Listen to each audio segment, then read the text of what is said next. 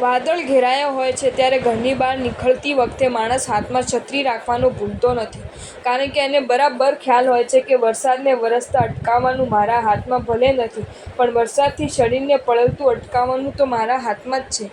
યુદ્ધના મેદાન પર લડવા જઈ રહેલ સૈનિક છાતી પર કવચ લગાવીને જાય છે, કારણ કે એને પાક્કો ખ્યાલ હોય છે કે દુશ્મનને હુમલો કરતા અટકાવવાનું મારા હાથમાં ભલે નથી, પણ એ હુમલાથી જાતને સુરક્ષિત રાખી દેવાનું તો મારા હાથમાં જ છે.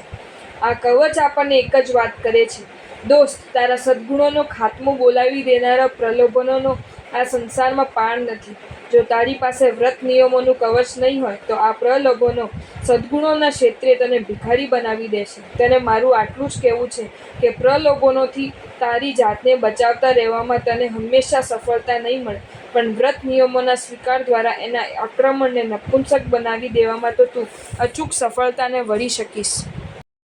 જો તમને આ વિડીયો ગમ્યો હોય તો આ વિડીયોને લાઈક કરો અને મારી ચેનલ જૈન ફેક્ટ્સ એન્ડ સ્ટોરીઝને સબસ્ક્રાઈબ કરો. ધન્યવાદ.